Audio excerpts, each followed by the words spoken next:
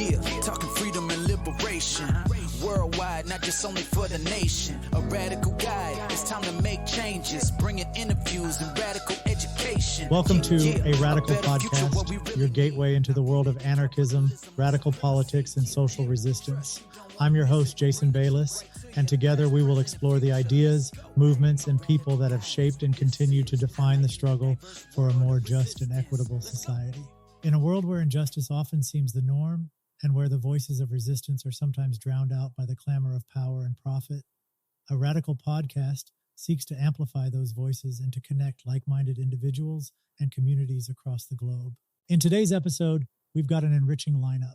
In our Anarchist and Radical News segment, we'll cover the intensifying measures at the Texas-Mexico border and their human rights concerns, including the shocking incidents under Operation Lone Star. In Resistance Around the World, we'll explore the ongoing struggles in global migration and the efforts of various international groups working tirelessly to support migrants and refugees. And in About a Radical Guide, we'll spotlight the Network for International Friendship in Dêrîk, Syria, focusing on their incredible efforts to build something new in the face of adversity and extend a hand of solidarity across borders. We'll also take time to reflect on what these stories mean for all of us, how they challenge our values and humanity, and how we can engage and contribute to the ongoing struggle for human rights, justice, and dignity.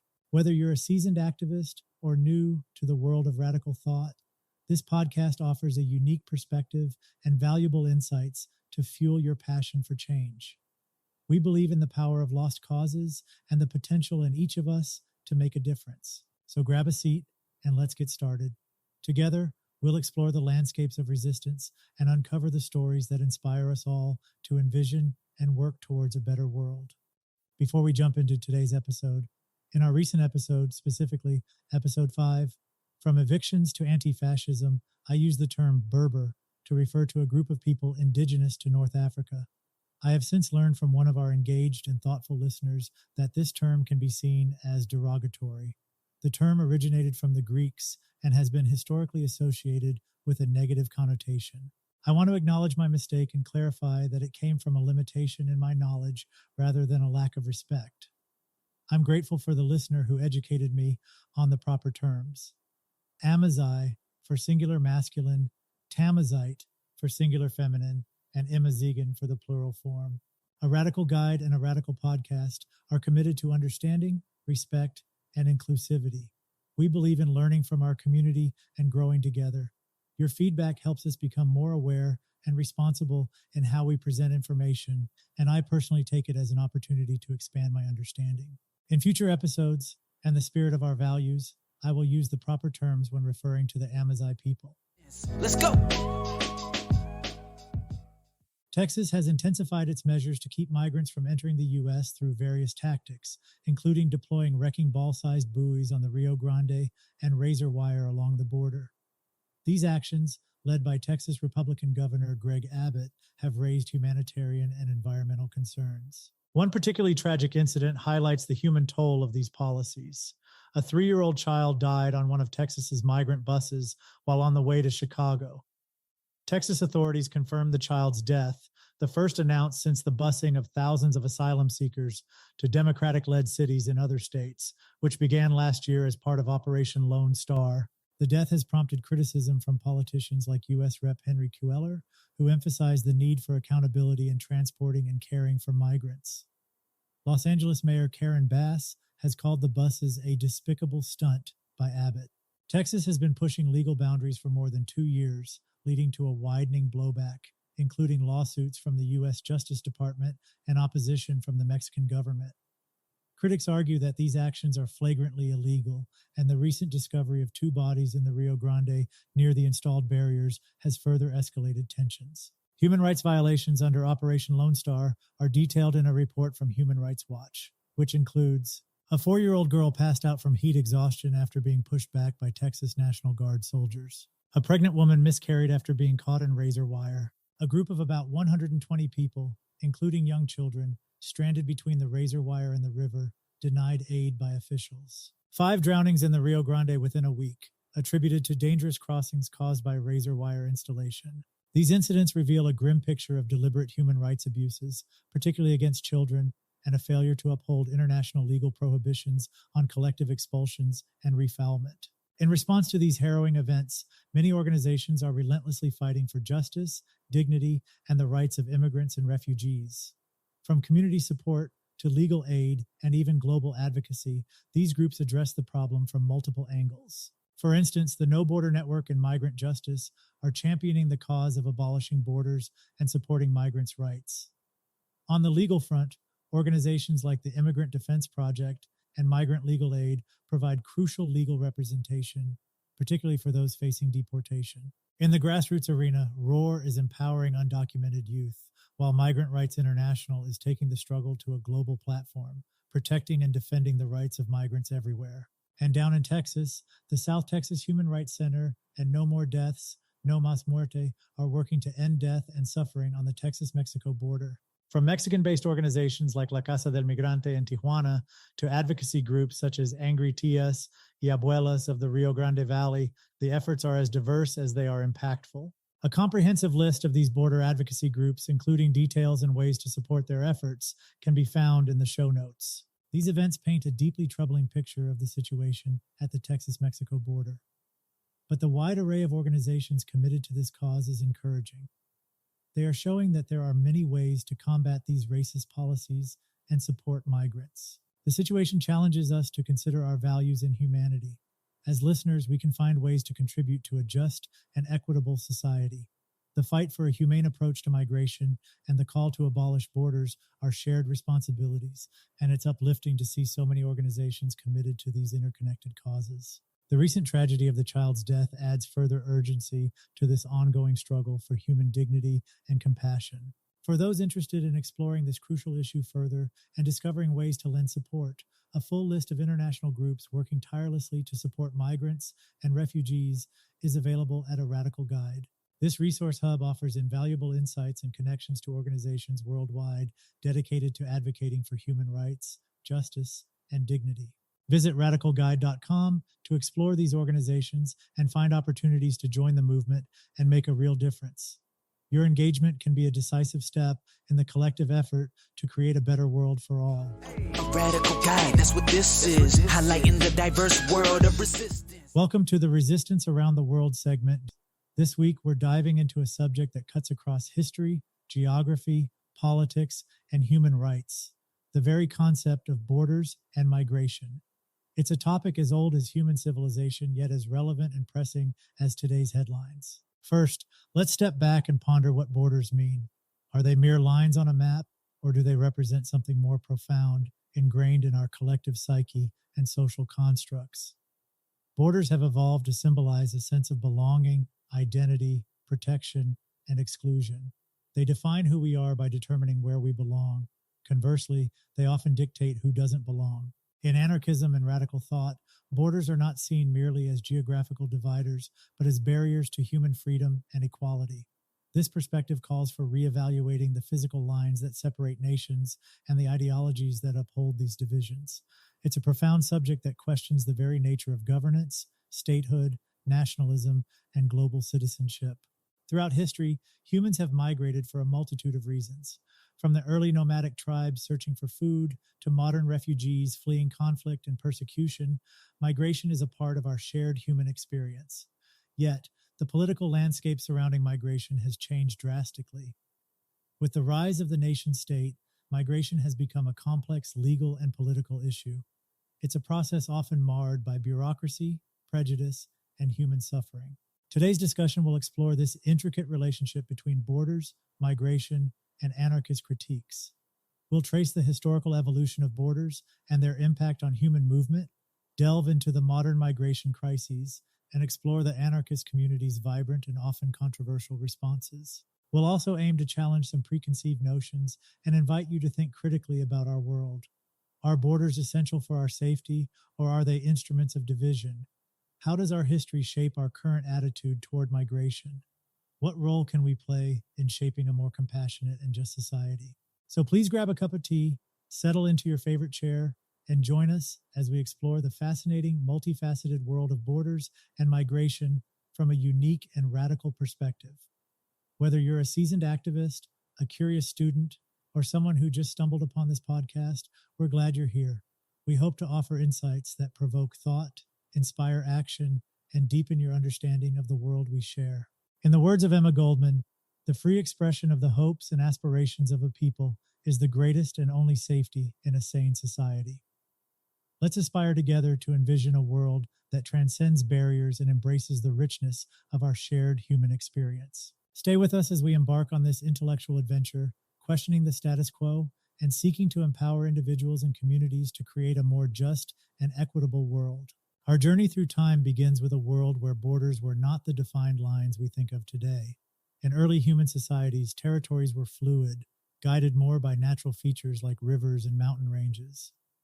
Let's take a brief moment to explore the creation of borders throughout the ages. In the grand empires of Mesopotamia, Egypt, Greece, and Rome, borders began to take form but remained a matter of influence rather than rigid boundaries. For instance, the Roman Empire expanded and contracted with military conquests and losses, creating fluctuating boundaries that were a far cry from our modern lines on a map.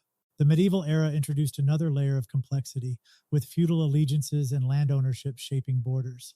Imagine the map of Europe with countless territories, each owing loyalty to different rulers. City-states, such as those in Italy, marked their territories with walls and fortifications, creating more permanent divisions. Our next stop is 1648, with the Treaty of Westphalia. This marked the birth of the modern nation-state, where sovereign states with recognized boundaries became the norm. This agreement ended the 30 Years' War in Europe and set the stage for developing current political states, moving away from a patchwork of feudal territories. As we explore the age of colonialism, a disconcerting pattern emerges. Borders were drawn, often quite literally, with straight rulers, cutting across cultural, tribal, and geographical realities. European powers carved up continents like Africa and Asia with little regard for the existing social fabric. Take the Berlin Conference of 1884 to 1885, for example, where European nations divided up Africa amongst themselves without a single African representative present. This artificial division ignored ethnic, linguistic, and cultural bonds, amalgamating diverse communities within single territories. These arbitrary lines left deep scars. Countries like Nigeria, Congo, and Sudan still grapple with internal conflicts stemming from these unnatural divisions in Africa. The legacy of colonialism continues to disrupt local governance, economic development, and social cohesion. In the Indian subcontinent, the hasty partition of India and Pakistan in 1947 along a religious divide caused mass migrations and violence that echo to this day. These lines, drawn by colonial rulers, continue to serve as painful reminders of a past that prioritized control over empathy and understanding. Migration is not a modern phenomenon. It's as old as humanity.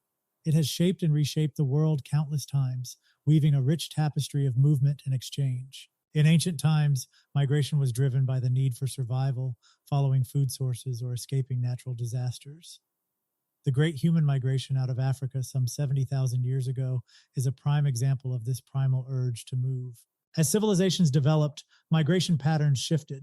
The Silk Road wasn't just a trade route, but a path of cultural exchange, spreading ideas, religions, and philosophies across continents. In more recent centuries, the reasons for migration have diversified. The transatlantic slave trade forcibly moved millions, while others sought refuge from religious persecution or political oppression, like the Huguenots fleeing France in the late 17th century. The Industrial Revolution brought a new wave of migration driven by economic opportunity.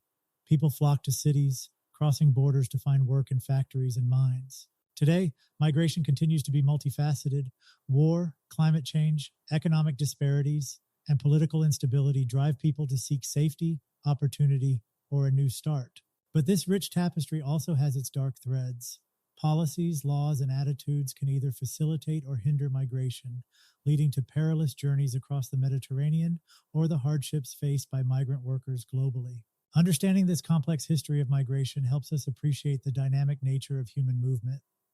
It's not a static picture, but a fluid, ever-changing pattern that reflects the human spirit's resilience, aspiration, and adaptability. Migration in our time isn't just a headline. It's a profound shift in human patterns that speaks to the core of our collective experience. The constant flow of people across borders tells us much about who we are and the world we inhabit. From fleeing danger to seeking a better life, Millions are on the move, shaping and reshaping societies. We must ponder what this means for our global community and how we navigate these complex issues. Wars have always driven people from their homes, but the scale and nature of recent conflicts are particularly harrowing. Syria, Yemen, and Afghanistan each portrays human suffering that transcends mere numbers. In Syria, entire neighborhoods have been reduced to rubble and families scattered across continents. In Yemen, famine compounds the tragedy of war, and Afghanistan's decades of conflict create a continuous cycle of displacement. These aren't distant issues. They are urgent humanitarian crises that demand our understanding and compassion. Climate change is no longer a distant threat. It's a present reality affecting lives across the globe. Rising sea levels threaten coastal communities. Desertification turns arable land into a wasteland. Extreme weather patterns upend traditional farming practices. Places like Kiribati, a nation of small islands, face existential risks from rising oceans, while in the Sahel, a way of life nurtured over centuries crumbles before the advancing desert. These aren't abstract scientific concepts, but immediate challenges that demand our attention and action. Global wealth and opportunity disparities lead to a quest for something better. From rural towns in Mexico to villages in the Philippines, people embark on journeys for the chance at a brighter future. These stories are both inspiring and cautionary. There's hope in the eyes of those seeking new opportunities, but there's also exploitation, discrimination, and often a harsh awakening to the realities of inequality and prejudice. Let's turn our attention south to Latin America, a region marked by a rich history of migration, honored by both opportunity and challenge. Friends, imagine waking up in a country experiencing political unrest, economic collapse, and severe shortages of everyday necessities. That's the reality in Venezuela, which has seen over 5 million of its people flee, seeking refuge in neighboring Colombia, Brazil, Peru, and beyond. It's a situation demanding our attention and compassion as the Venezuelan diaspora becomes the largest in Latin American history. Now picture the northern triangle countries of Honduras, Guatemala, and El Salvador, where violence and poverty push people, even children, on a perilous journey north. Gang warfare, limited economic opportunities, and ever-changing policies in the U.S. and Mexico create a maze of uncertainty and danger. Mexico, a country near and dear to many of us, finds itself in a complex position. As Mexicans continue to seek opportunities in the U.S., the nation grapples with transiting migrants from Central America. Policies and politics clash, leading to human rights, dignity, and international relations debates. Now, let's wander through countries like Brazil, Argentina, and Chile. These lands are becoming new homes for immigrants from Haiti, Bolivia, Paraguay, and others. It's a fascinating blend of economic dynamics and historical connections. But friends, it also highlights the desperate need for well-coordinated regional efforts as towns along Brazil's border strain under the influx of Venezuelans. At this juncture, let's pause and reflect on the human stories. Families, children, and individual souls are caught in these grand movements. They face trials that test the human spirit and reveal resilience and hope. Grassroots organizations and communities, even some governments, are reaching out with open arms, yet the task is monumental. Lastly, we must not overlook the environmental dimension. Indigenous and rural communities, particularly in areas like the Amazon basin, feel the pinch of climate change, droughts, deforestation, and industrial intrusion. The land itself is pushing people to move, altering ways of life. Governments around the world have been responding to the movement of migrants, and often their actions have been characterized by inadequacy and inhumanity. Let's shed some light on the conditions that are prevalent in refugee camps and detention centers. Refugee camps, intended as temporary shelters for those crossing borders, frequently become long-term residences, lasting years or even decades. Consider living in an environment where basic needs like water, food, and sanitation are continually challenging to secure. The infrastructure often falls short, and the continuous battle to provide education and healthcare reveals a system struggling to cope. In these confined spaces, families live side by side in tents or makeshift shelters with little privacy. The vulnerabilities faced by women and children include dangers such as sexual violence and forced labor. Detention centers depict a different but equally grim scenario. Designed for short-term stay, these places now find themselves filled beyond capacity. Overcrowding results in inadequate medical care, lack of hygiene, and conditions ripe for the spread of disease. The emotional strains of uncertainty, lack of information, and separation from family are burdens that weigh heavily on those within these centers. Without proper legal representation, many detainees find themselves lost in a drawn-out process that leaves them in the dark about their fate. In places like the U.S. and parts of Europe, the use of privately run detention centers stirs ethical concerns. When the bottom line becomes a priority, basic human rights and acceptable living conditions often take a back seat.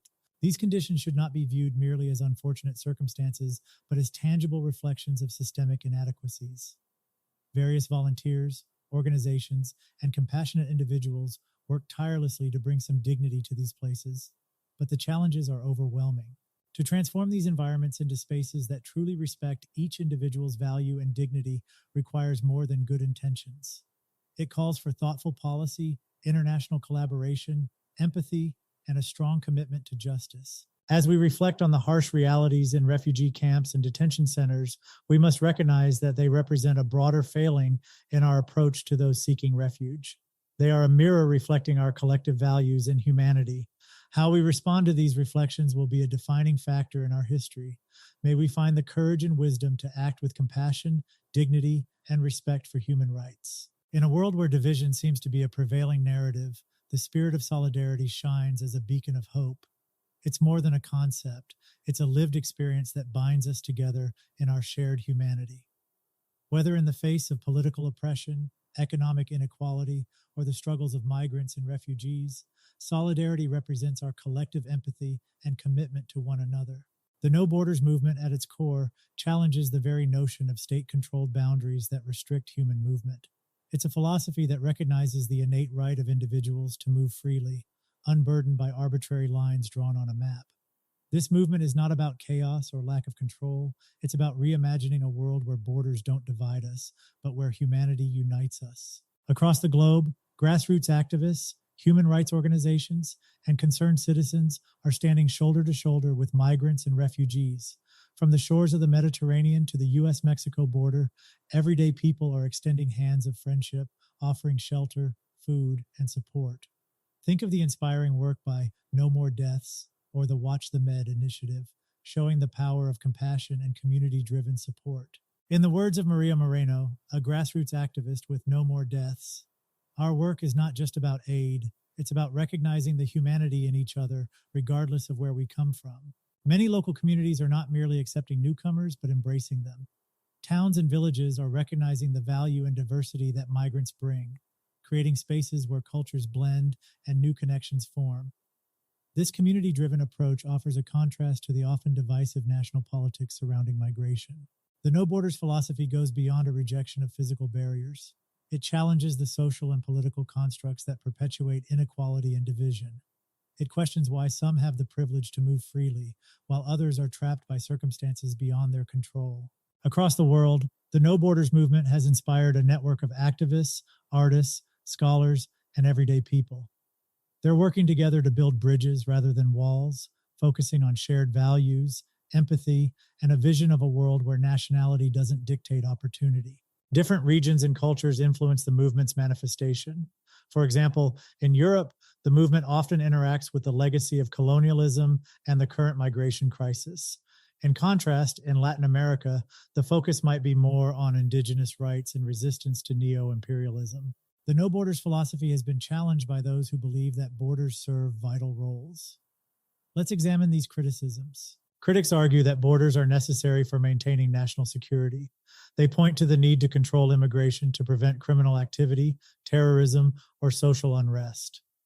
This perspective emphasizes the role of the state in protecting its citizens and maintaining internal order. Others stress the economic arguments, highlighting that open borders could lead to labor market disruptions, strain on social welfare systems, or uneven economic development. The fear is that free movement might lead to wage depression in higher income countries or talent drain from lower income areas. Lastly, some critics emphasize the preservation of cultural identity and social cohesion. They worry that an uncontrolled influx of people with different cultural backgrounds might threaten local traditions, values, and ways of life. Advocates of the No Borders movement don't dismiss these concerns lightly. Instead, they confront them with a broader understanding of the dynamics at play. Proponents argue that borders are primarily a manifestation of capitalist needs.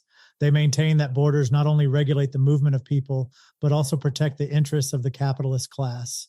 By controlling labor mobility, borders help maintain wage disparities, allowing capital to flow freely while restricting the movement of labor. This creates a global workforce hierarchy that benefits the wealthy. Related to capitalist structures, the concept of private property drives the need for borders. The division of land into privately owned parcels necessitates a system of boundaries and enforcement. The No Borders movement questions this foundational idea, advocating for a world where resources are shared more equitably. As discussed in the History of Borders and Migration section, borders are a relatively recent phenomenon. They've been shaped by colonialism, nation building, and political power plays. Understanding the historical creation of borders helps demystify them, challenging the idea that they are natural or inevitable. By acknowledging that borders were made, proponents argue, we can begin to imagine how they might be unmade. Every movement has its internal dynamics, debates, and challenges. In the No Borders movement, this includes grappling with how to realistically implement a world without borders and the tension between different ideological strands within the movement. Scholar Amira Al-Sharif, an advocate for No Borders, acknowledges, the vision is clear, but the path is fraught with complexities. The challenge lies in translating ideals into practical realities without losing sight of our ultimate goal. The No Borders movement recognizes the complexities of a world without borders. It's not a call for disorder or recklessness, but a thoughtful challenge to rethink how we relate to one another. The emphasis is on mutual respect, cooperation, and a shared commitment to human rights and dignity. The debate around the No Borders philosophy isn't a simple dichotomy of right or wrong. It's a nuanced conversation that touches on deep-seated values, economic systems, and historical narratives. The critiques are part of a broader dialogue, requiring the No Borders movement to articulate a vision that balances freedom with responsibility and respects the complexities of our interconnected world. By engaging with these critiques and counter-arguments and incorporating diverse voices and global perspectives, we're not only exploring the obstacles, but also revealing the potential pathways to a more compassionate and equitable global society. As we explore the solidarity and No Borders movements, we find ourselves at a crossroads of ideals and realities. These movements challenge us to see beyond the immediate headlines, to engage with the underlying principles that guide our relationships with one another. The vision of a world without borders is inspiring and complex, a dream requiring us to grapple with deeply rooted notions of identity, sovereignty, and security. Yet, it's a vision fueled by empathy, justice, and the belief in a shared human experience. As we continue this journey, let's embrace the questions, the debates, and the collective pursuit of a world where borders don't define us, but where our shared commitment to one another shapes our path forward. In the words of poet and activist Emma Lazarus, until we are all free, none of us free. Let's hold on to that truth as we navigate the complexities of our time, always striving for a world that honors the dignity and freedom of every individual. The discussions around the solidarity and No Borders movements naturally lead us to explore the alternative visions and solutions that arise from these philosophies. What would a world without borders look like, and how could we achieve it? What alternative governance, economy, and society models could be implemented to bring about a more equitable world? Let's explore these questions together. First, let's look at rethinking citizenship and national identity. The No Borders philosophy challenges us to rethink our understanding of citizenship and national identity. What does belonging to a particular nation or community mean in a world without borders? Let's consider the possibilities. Global citizenship. Some envision a shift from national citizenship to global citizenship, where every individual is part of a broader human community. This idea encourages us to recognize our shared humanity, regardless of geographic location or cultural background. Localized communities. Others propose a model of self-governing, localized communities that celebrate cultural diversity and promote direct democracy. This approach would emphasize local autonomy and collaboration between communities, rather than a centralized state structure. Another alternative includes creating flexible models of citizenship that allow people to move freely and participate in various communities without being tied to a single nation state. Next, let's explore economic alternatives and social justice. How we structure our economic systems is central to creating a more equitable world. The No Borders and solidarity movements often intersect with economic critiques and alternative models. Cooperative economics, cooperative models, where workers have ownership and control over their workplaces, challenge traditional capitalist structures. This approach emphasizes shared decision-making, equitable distribution of resources, and community investment. Universal Basic Income, UBI. A proposal like UBI would provide everyone with a guaranteed income, allowing greater freedom of movement and reducing economic inequality. Fair trade and ethical consumption. By promoting fair trade practices and ethical consumption, we can support economic justice across borders. This approach recognizes the interconnectedness of global markets and seeks to ensure that producers in less privileged regions receive fair compensation. Finally, we will explore political alternatives and grassroots movements. The political landscape is also ripe for reimagining. What political structures and movements might align with a world without borders and an emphasis on solidarity? Direct democracy and participatory politics. These models promote direct citizen involvement in decision-making processes, emphasizing transparency, accountability, and collaboration.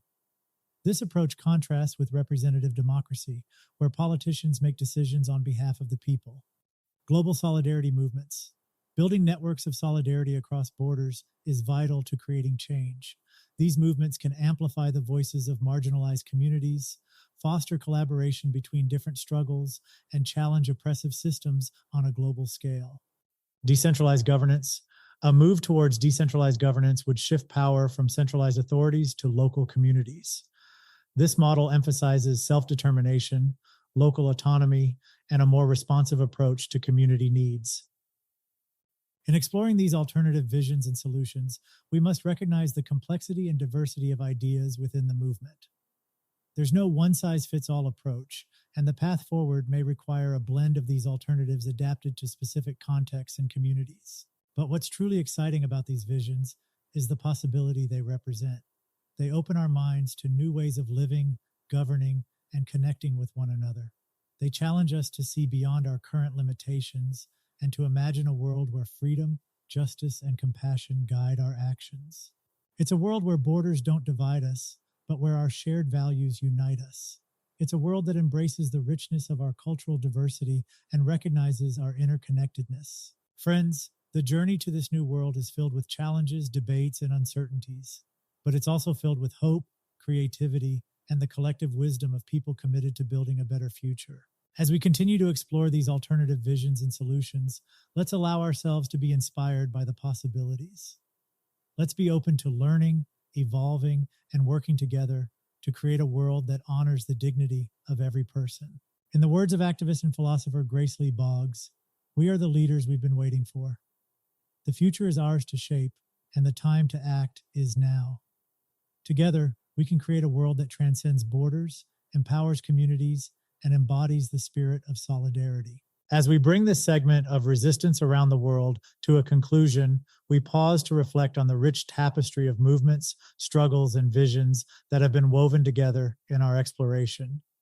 From the No Borders movement to grassroots activism, we've journeyed through landscapes of human courage, creativity, and commitment to justice. One of the most powerful lessons we've learned is the strength found in unity. Despite geographical, cultural, and ideological differences, resistance movements worldwide share common goals: justice, freedom, equality, and the dignity of all people. This shared purpose connects us, reminding us that we are part of a global community working towards a common good. Our exploration has also been a journey through history, highlighting the roots of contemporary struggles and past events and decisions. We've seen how borders were drawn, how power was consolidated, and how resistance has shaped the course of human lives. Understanding this history empowers us to engage with the present meaningfully and envision a more just future. The stories of grassroots activism, community engagement, and the resilience of ordinary people have been a recurring theme. These stories remind us that change does not always come from the top. Those often drive it at the grassroots level. Their courage and determination inspire us all to act in our lives and communities. Resistance is not a simple or straightforward path. It is fraught with complexities, contradictions, and challenges that must be navigated with care. Engaging with different perspectives, questioning our assumptions, and remaining open to ongoing learning is essential for anyone committed to this path. Friends, the resistance we've explored in this segment is more than a collection of movements and moments. It's a call to action, a summons to each of us to engage with our world with awareness, compassion, and courage. The struggles of others are not distant or unrelated to our lives. They are part of our shared human story. Let's carry forward the insights and inspirations from resistance around the world into our daily actions and choices. For those who wish to take further steps, a full list of international groups working tirelessly to support migrants and refugees is available at A Radical Guide. Their dedication offers a roadmap for all of us seeking to make a difference. In the spirit of solidarity and with a commitment to building a more just and equitable society, let's continue our journey together. Radical education, yeah, a better future, what we really need, not rooted in capitalism or supremacy.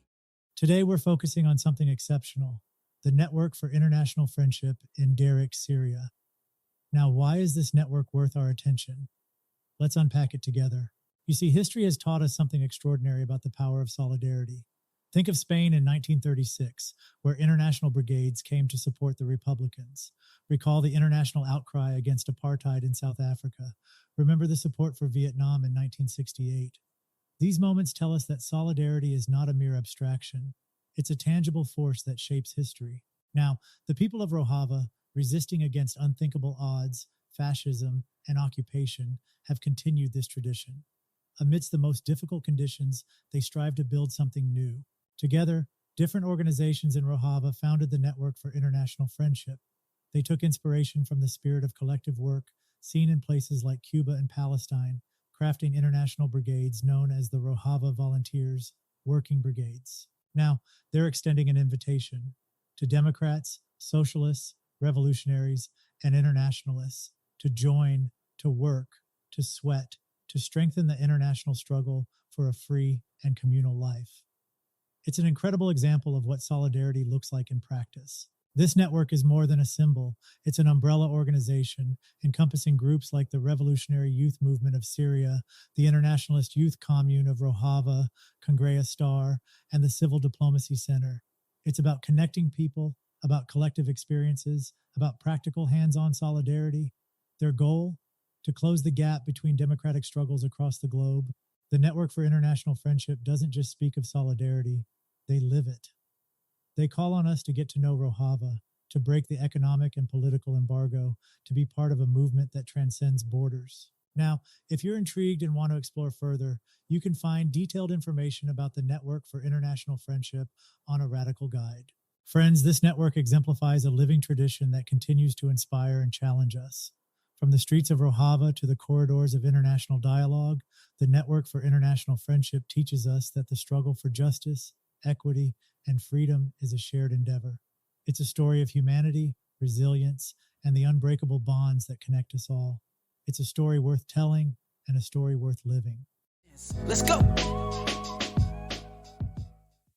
As we wrap up this episode of A Radical Podcast, our journey today through resistance, radical politics, and global solidarity has hopefully sparked something within you, igniting a desire to be part of this worldwide push for justice and equality. If you feel a connection to what we've shared, there are a couple of meaningful ways you can engage with A Radical Guide. First, if you know of a place that symbolizes activism, a community center, a historic landmark, or anything that resonates with the spirit of resistance, please add it to our directory. It's completely free, and it helps others find these essential spaces. Secondly, your financial support, no matter how large or small, truly makes a difference. It fuels our ability to continue uncovering and sharing the ideas, stories, and movements that empower us all to create a more compassionate world. You can find more about how to add a location or make a contribution at radicalguide.com, where you'll also discover a wealth of resources. Our path toward justice and equality is a shared endeavor, woven from our collective ideas, actions, and passions. Together, we have the power to envision and build a world where everyone's voice is heard. Thank you so much for being with us on this episode of A Radical Podcast and for standing with A Radical Guide. Until next time, keep questioning, resisting, and dreaming of the change you want to see. Yeah, talking freedom and liberation. Worldwide, not just only for the nation. A radical guide, it's time to make changes, bringing interviews and radical education. Yeah, a better future, what we really need. Not rooted in capitalism or supremacy. Yeah, trust, you don't want to miss it. We bring the truth right to you, the past, present, and future. Let's go. A radical guide, that's what this is. Highlighting the diverse world of resistance. Let's go.